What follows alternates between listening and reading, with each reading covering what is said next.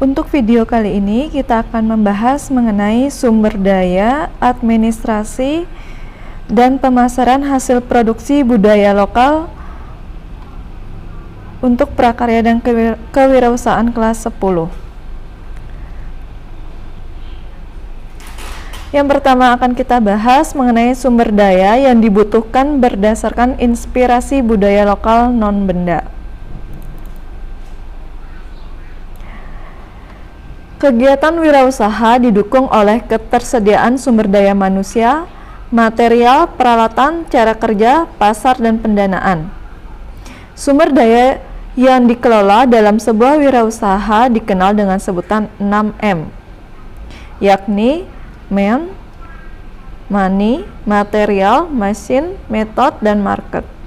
Wirausaha kerajinan dengan inspirasi budaya non-benda dapat dimulai dengan melihat potensi bahan baku, keterampilan produksi, dan budaya lokal yang ada di daerah setempat. Wirausaha kerajinan dengan inspirasi budaya akan menawarkan karya-karya kerajinan inovatif kepada pasaran. Pasar sasaran dari produk kerajinan ini adalah orang-orang yang menghargai dan mencintai kebudayaan tradisional. Kemampuan mengatur keuangan dalam kegiatan usaha akan menjamin keberlangsungan dan pengembangan usahanya.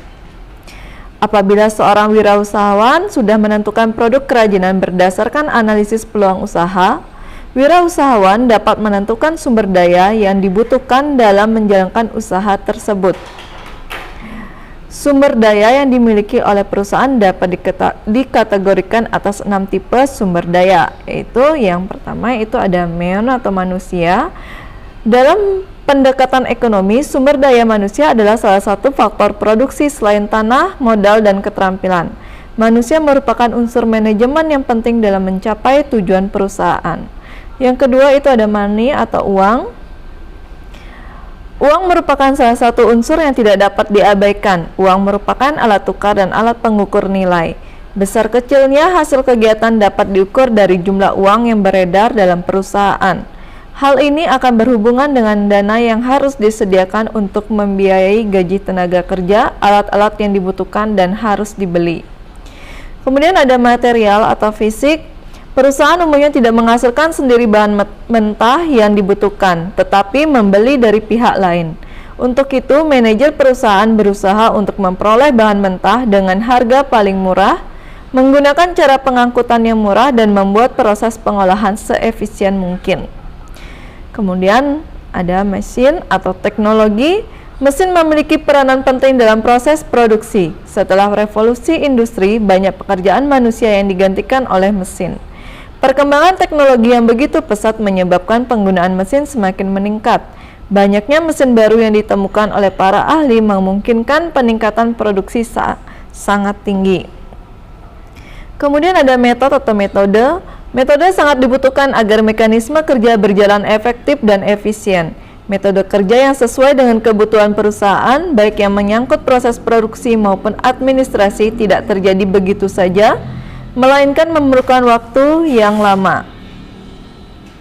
Kemudian market atau pasar. Jika barang yang diproduksi tidak laku, proses produksi barang akan berhenti. Oleh sebab itu, penguasaan pasar dalam arti menyebarkan hasil produksi merupakan faktor menentukan dalam perusahaan. Agar pasar dapat dikuasai, kualitas barang harus sesuai dengan selera konsumen dan harga terjangkau oleh daya beli konsumen. Yang kemudian kita akan membahas mengenai administrasi kerajinan usaha terinspirasi budaya lokal non-benda.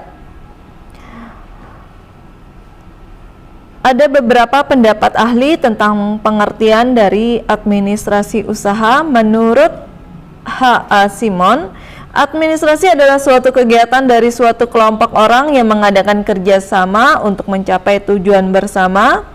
Kemudian menurut Prof. Dr. S. Prajudi Atmosudirjo, administrasi adalah proses dan tata kerja yang terdapat pada setiap usaha, apakah usaha kenegaraan atau swasta, usaha sipil atau militer, usaha besar atau kecil.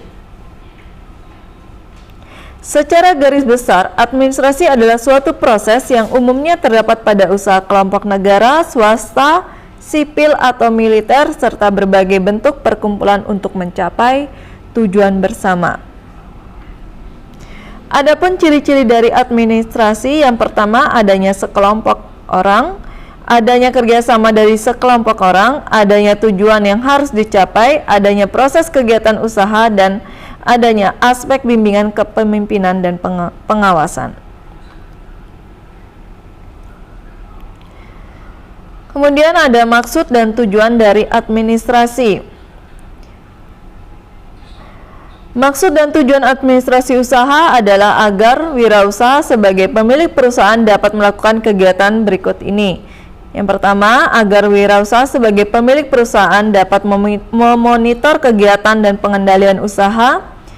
Kemudian, agar wirausaha sebagai pemilik perusahaan dapat mengamankan jalannya pelaksanaan kegiatan usaha.